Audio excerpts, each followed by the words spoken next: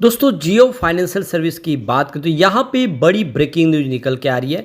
Company की तरफ से यहाँ पे ब्रोकिंग बिजनेस को लेकर नई जानकारी दी गई है और देख सकते हो कि जैसे कि बिजनेस आने वाले इसमें सारे शुरू होने वाले हैं। इसका किस तरह से फ़ायदा कस्टमर को होगा उसको यहाँ पे इस वीडियो के माध्यम से हम डिस्कस करने वाले हैं। दूसरी तरफ अगर आप देखें तो जियो फाइनेंशियल सर्विस ने अपनी एनुअल जनरल रिपोर्ट पेश की है। क्या है उसकी खास बात है उसको भी समझने की कोशिश करेंगे। इसके अलावा आरबीआई ने एक बड़ी चेतावनी दी है।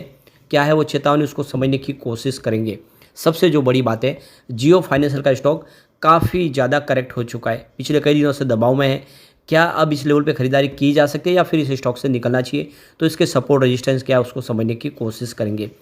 लेकिन फ्रेंड उससे पहले अगर आप पहली बार हमारे चैनल पे आए तो चैनल को सब्सक्राइब कर दीजिए, एक बेल आइकॉन दबा दीजिए ताकि जब भी नया वीडियो बने पहला नोटिफिकेशन आपको मिले। वीडियो पसंद आए तो लाइक से जरूर कीजिए। चलो फ्रेंड्स वीडियो स्टार्ट करते हैं। मैं हूँ आपका दोस्त एस.बी. दवे और हमारे अपने चैनल ऑनलाइन कमाई में आपका बहुत बहुत स्वागत है। तो सबसे पहले जियो फाइनेंशियल सर्विस के कारोबार की बात कर ले तो आप देख लो कि फ्राइडे को 325 पर क्लोजिंग थी बीएससी पर 0.26% की गिरावट के साथ। वैसे इंट्राडे में 330 तक स्टॉक चला गया था लेकिन तेज़ी बन नहीं पाई, स्टॉक आ गया नीचे, काफ़ी दबाव में स्टॉक है। अब इसके बीच में ब्रोकिंग बिजनेस को लेकर मुकेश अंबानी की तरफ से बड़ी जानकारी दी गई है और जैसा कि कंपनी की तरफ से पहले ही घोषणा हो चुकी है, Jio financial service stock broking business में कदम रखने जा रहे हैं। ब्रोकिंग बिजनेस में कंपटीशन बढ़ने के कयास भी लगाए जा रहे हैं। यहाँ पे करीब 4 महीने पहले 15 अप्रैल को रिलायंस ग्रुप के चेयरमैन मुकेश अंबानी की अगुवाई वाली जियो फाइनेंशियल सर्विस ने वेल्थ मैनेजमेंट और स्टॉक ब्रोकिंग बिजनेस में उतरने के अपने इरादे बता दिए थे और कंपनी ने गुरुवार को जारी अपनी इस एनुअल रिपोर्ट में इसकी बात की है। इस साल की शुरुआत में BSE 200 में इसको लिस्ट किया गया था। NBFC जियो फाइनेंस सर्विस ने ब्लैक रॉक इंक और black rock advise Singapore private limited के साथ में एक MOU साइन किया है जिसमें इन्होंने एक जॉइंट वेंचर्स बनाया 50-50% की पार्टनरशिप के साथ, ताकि जो अपना जो फंड मैनेजमेंट ब्रोकिंग बिजनेस वो शुरू कर सके। उन्होंने बताया कि जॉइंट वेंचर्स में भारत में एक फंड मैनेजमेंट कंपनी और ब्रोकेज फर्म भी शामिल है। तो उस समय एक एक्सचेंज फाइलिंग में रिलायंस इंडस्ट्रीज की अगुवाई वाली फर्म ने कहा था कि यह joint ventures BlackRock Inc के साथ अपनी कंपनी के संबंधों को और मजबूत करता है, जिसके साथ उसने 26 जुलाई 2023 को 50-50% की जॉइंट वेंचर्स की घोषणा की थी, जिसका उद्देश्य डिजिटल फर्स्ट पेशकश के माध्यम से भारत के एसेट मैनेजमेंट इंडस्ट्रीज को बदलना और भारत में निवेशकों के लिए निवेश समाधान तक पहुंच का लोकतंत्रीकरण करना, यानी लोगों को एक अट्रैक्टिव ऑफर पेश करना।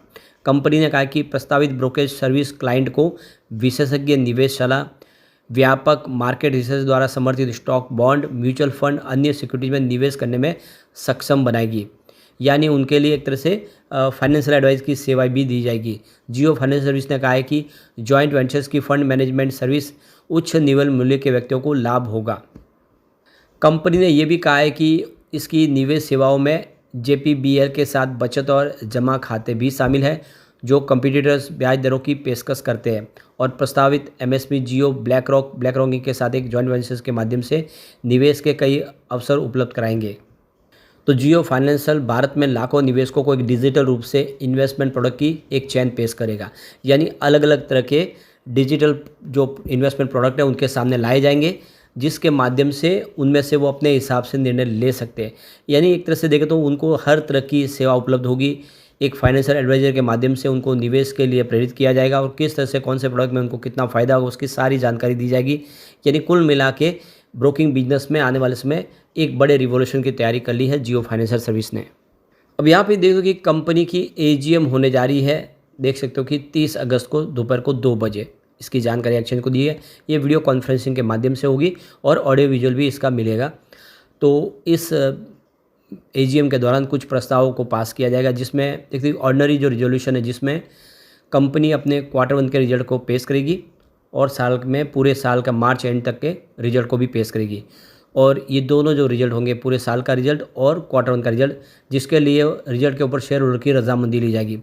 इसके अलावा देख सकते कि श्री अंशुमन ठाकुर को अपॉइंट किया गया कंपनी की तरफ से और देख सकते हो कि ऑर्डिनरी रिजोल्यूशन के माध्यम से इस डायरेक्टर की पोस्ट पे जो उनको अपॉइंट किया उसको भी यहाँ पे शेयर होल्डर की रजामंदी के माध्यम से पास किया जाएगा। और इसके अलावा जो कंपनी ऑडिटर कंपनी है उनकी यहाँ पे देख लो कि अपॉइंटमेंट के लिए भी और उनके सैलरी पैकेज के लिए भी शेयर होल्डर की रजामंदी ली जाएगी। तो इस तरह से ये रेजोल्यूशन है वो सारे पास किए जाएंगे। तो शेयर होल्डर के लिए जो ई वोटिंग शुरू होगी वो देख लो कि यहाँ पे टाइम इन्होंने दे दिया है। तो ये 25 अगस्त संडे 1 बजे से शुरू होगी और ये देख सकते हो कि गुरुवार के दिन 29 अगस्त को शाम को 5 बजे क्लोज हो जाएगी। तो अगर आप भी जियो फाइनेंस सर्विस के शेयर होल्डर हैं तो आपके पास अधिकार है अपने वोटिंग राइट का इस्तेमाल करने का। आप प्रस्ताव के खिलाफ या उसके फेवर में वोटिंग कर सकते हैं। अब कंपनी ने फाइनेंशियल 2024 के अपने बिजनेस की अपडेट भी जारी की है, अपने रिजल्ट की जानकारी दी, जिसमें आप देखें तो जो कंपनी की टोटल इनकम है 1855 करोड़ के आसपास रही है। अर्निंग पर शेयर यहाँ पे यानी EPS देखो तो 2.53 रुपीज़ के आसपास है। टोटल कंपनी के एम्प्लॉय इस समय 584 है और प्रॉफिट आफ्टर टैक्स 1605 करोड़ के आसपास रहा है। कंपनी का नेटवर्थ देखें तो 1,39,148 करोड़ के आसपास रहा है और टोटल यहाँ पे रिटेल शेयर होल्डर की बात करें तो 4.27 मिलियन के आसपास है। अब कंपनी की सब्सिडीज़ की बात करें, यहाँ पे 6 अलग अलग सब्सिडीज है, जिसमें जियो फाइनेंस लिमिटेड, जियो पेमेंट बैंक लिमिटेड, जियो पेमेंट सॉल्यूशन लिमिटेड, जियो इंश्योरेंस ब्रोकिंग लिमिटेड, जियो ब्लैक रॉक लिमिटेड और जियो लीजिंग सर्विस लिमिटेड। इस तरह से ये सब्सिडीज कंपनी के माध्यम से कंपनी अपना बिजनेस आगे बढ़ा। इसके सपोर्ट और रजिस्ट्रेशन की बात करें, देखो कि वीकली लो पर चार्ट पैटर्न पे देखें तो 293.18 का जो स्तर है, जो 50 EMA के साथ मेल खाता है, एक महत्वपूर्ण सपोर्ट के रूप में कार्य कर सकता है। इस स्तर के नीचे कीमतें गिरने पर स्टॉक में और कमजोरी देखने को मिल सकती है। दैनिक चार्ट पैटर्न पे देखें तो 300.49 का स्तर 200 EMA के साथ मेल खाता है, जो दीर्घकालिक सपोर्ट प्रदान करता है। इस स्तर का टूटना स्टॉक के लिए नकारात्मक हो सकता है। रजिस्टेंस लेवल देखें तो वीकली लेवल पर 336.85 का स्तर हालिया उच्चतम बिंदु है, जो स्टॉक के लिए एक मजबूत रेजिस्टेंस के रूप में कार्य करता है। अगर स्टॉक इस स्तर को पार करता है तो फिर नए अप ट्रेंड की शुरुआत हो सकती है। दैनिक चार्ट पैटर्न पे देखें तो 340.47 का स्तर 50 EMA के आसपास मेल खाता है और प्रमुख रेजिस्टेंस के रूप में कार्य कर रहा है। इस स्तर के पार कर जाने पर स्टॉक में तेजी आने की संभावना देखने को मिल सकती है। अब यहाँ पे दोनों चार्ट्स में स्टॉक ने हाल ही में एक उच्च स्तर 336 और 340 को छूने के बाद करेक्शन देखा है। स्टॉक फिलहाल इन प्रमुख रेजिस्टेंस स्तरों के नीचे ट्रेड करा है। अगर स्टॉक इन स्तर को पार करता है तो इसमें तेजी आने की संभावना है, अन्यथा 293 और फिर 300 के सपोर्ट स्तर को बनाए रखना आवश्यक होगा। ये अगर टूटते हैं तो फिर गिरावट हो सकती है, तो ये जब तक सपोर्ट है तब तक गिरावट नहीं होगी। अब एक जो चौंकाने वाली खबर निकल के आ रही है, RBI गवर्नर शक्तिकांत दास की तरफ से बैंकों को लेकर चिंता जताई है। उनका कहता है कि इस समय जो लोगों के पैसे वो शेयरों में और म्यूचुअल फंड में लग रहे हैं, बैंकों में लोग इस समय निवेश नहीं कर रहे, FD नहीं कर रहे, पैसे नहीं लगा रहे। तो देख लो कि म्यूचुअल फंड इक्विटी में निवेश का लोगों का रुझान बढ़ रहा है और हाल में ही महीनों में केवल म्यूचुअल फंड में 21,000 करोड़ रुपये से अधिक का निवेश हुआ है। RBI गवर्नर शक्तिकांत दास ने इस पर चिंता जताई है। RBI का कहना है कि इस समय अगर पूरा मनी का जो अल्टरनेटिव सोर्सेज जो है, अगर ये बैंक की बजाय शेयर मार्केट की तरफ जाता है या फिर म्यूचुअल फंड की तरफ, तो बैंकों की हालत ख़राब हो सकती है और इसीलिए कुछ इसके लिए रास्ते निकालने होंगे। यानी फ़िलहाल लोगों का जो रुझान बहुत ज़्यादा स्टॉक मार्केट की तरफ है, म्यूचुअल फंड की तरफ है, जिससे देखें तो बैंकों की आने वाले समय जो पोजीशन है वो हल्की होती हुई दिखाई दे सकती है। इसकी तरफ आगाह किया है शक्तिकांत दास ने। तो यहाँ पे जो सबसे बड़ी बात है कि बैंक इस समय देखें तो 7 या 8% के ऊपर FD के ऊपर इंटरेस्ट रेट नहीं प्रोवाइड करते हैं, जबकि यहाँ पे मार्केट के अंदर अगर आप देखें तो 7 और 8% का रिटर्न तो कभी कभी 1 या 2 महीनों में ही मिल जाता है और इसी वजह से लोगों का रुझान इसमें ज़्यादा बढ़ा हुआ है।